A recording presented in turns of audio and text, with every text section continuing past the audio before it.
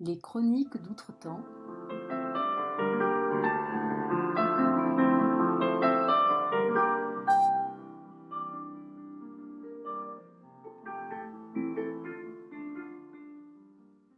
Épisode 2. Les pouvoirs des contes.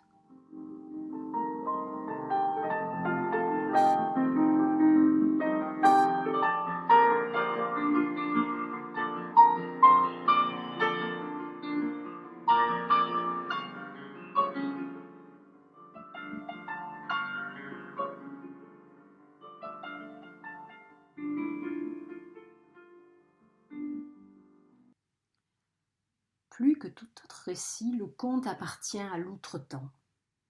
Il se déroule à une époque imprécise, éloignée, et lui-même n'est pas daté. Les contes de Perrault, qui ont été publiés au XVIIe siècle, et ceux de Grimm au XVIIIe, ne sont que des retranscriptions de contes traditionnels transmis de génération en génération. Ce que l'on nomme les contes de fées sont des récits tirés des traditions populaires qui appartiennent à la catégorie du merveilleux. Le conte est fait de la même étoffe que nos rêves. Il nous donne accès à des dimensions du monde que nos représentations rationnelles occultent. Il appartient au monde du sacré et de ce fait peut donner lieu à plusieurs niveaux d'interprétation. Pour Marie-Louise von Franz, la principale collaboratrice de Jung, l'interprétation du conte est un véritable art. Dans ses ouvrages, elle ouvre des perspectives, grâce au langage symbolique, sans jamais imposer une vision didactique, car pour elle, l'interprétation nécessite de saisir les multiples dimensions du conte et d'en retrouver la trame cachée. C'est un art des motifs que l'on tisse grâce à ces fils multiples, un art du récit, accessible à ceux qui savent voir à travers les miroirs. À travers les motifs se dessinent les trois dimensions du conte et les pouvoirs qui en résultent.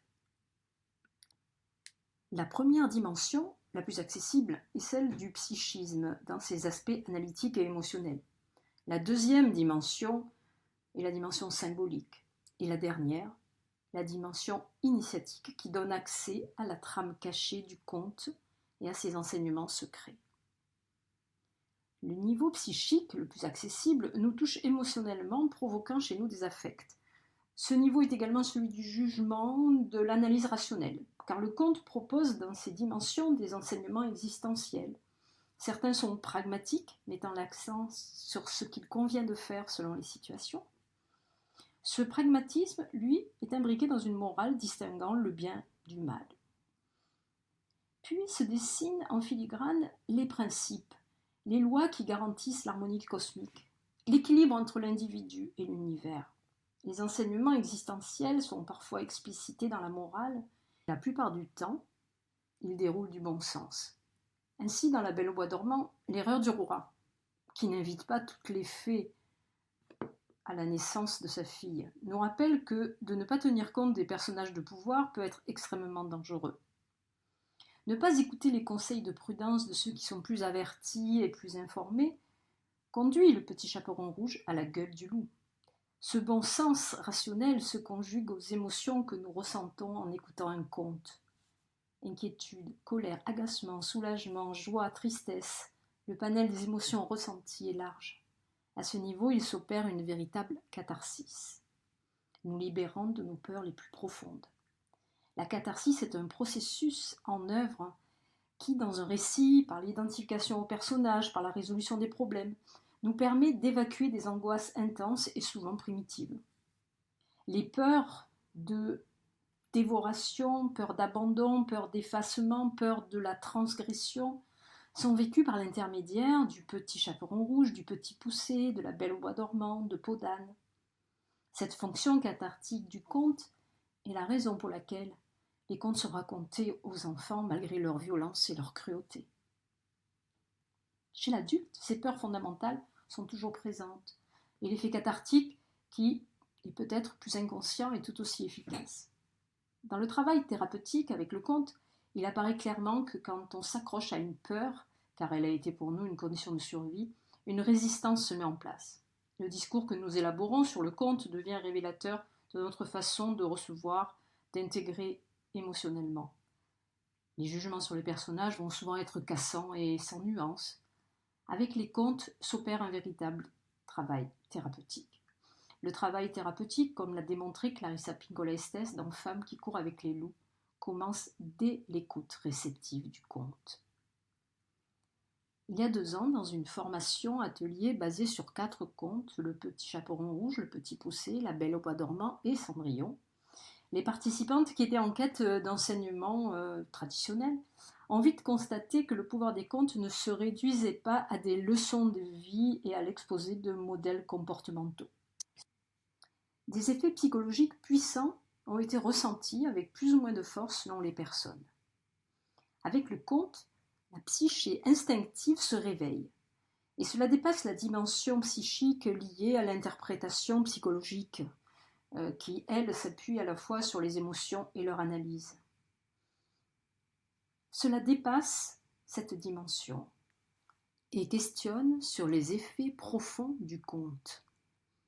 Au début du XXe siècle, avec la psychanalyse, l'interprétation psychologique va atteindre les strates profondes de la psyché, en particulier les Jungiens qui vont explorer la relation du conte et de l'inconscient collectif.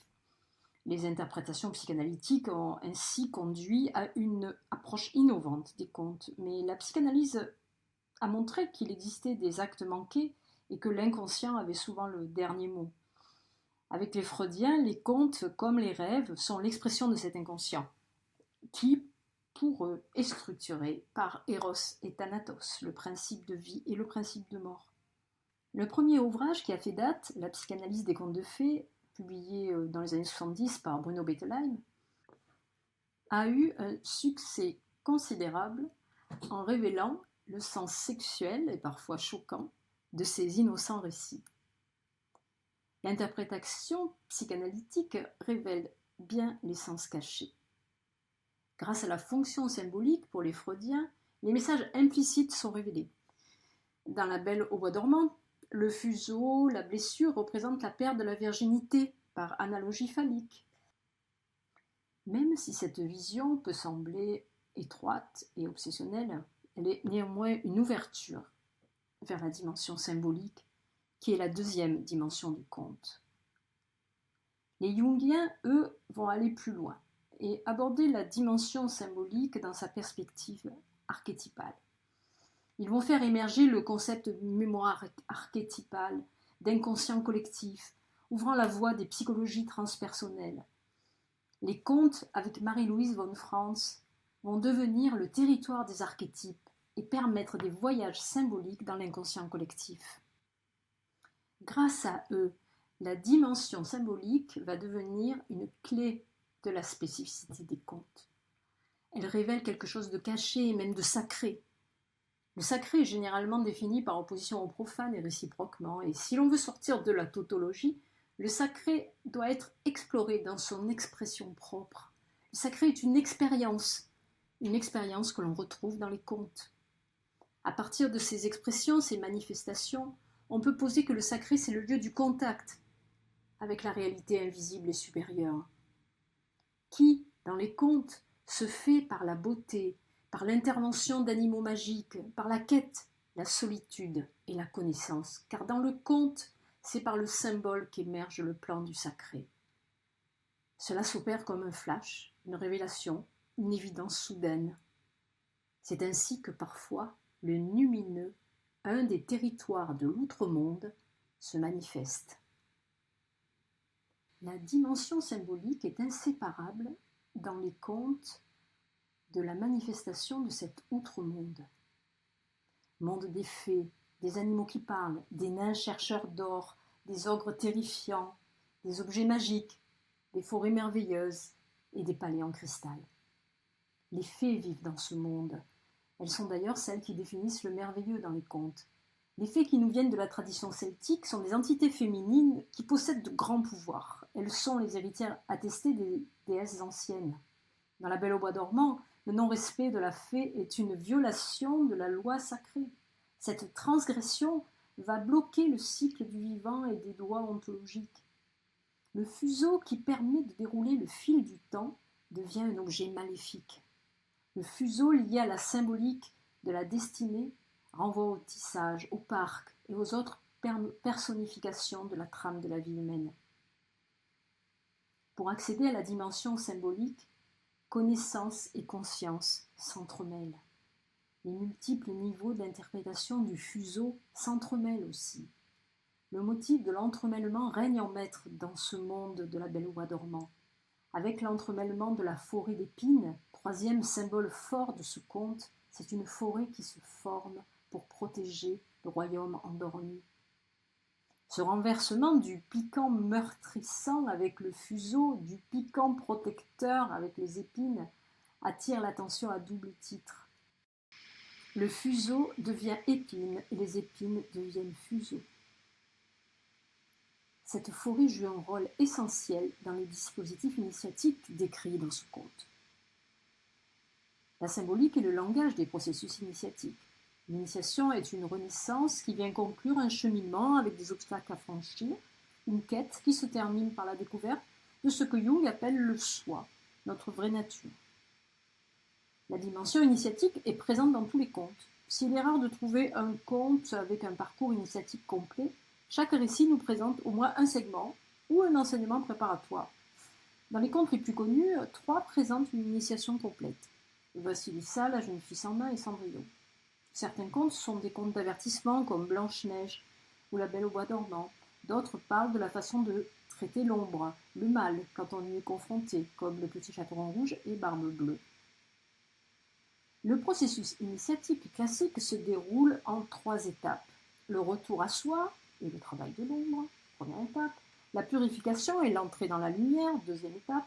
Puis la réunification ou l'unité originelle retrouvée, troisième étape. Avec Blanche-Neige, il s'agit de récupérer sa part d'ombre, car la nature cristalline de Blanche-Neige n'est pas compatible avec l'incarnation.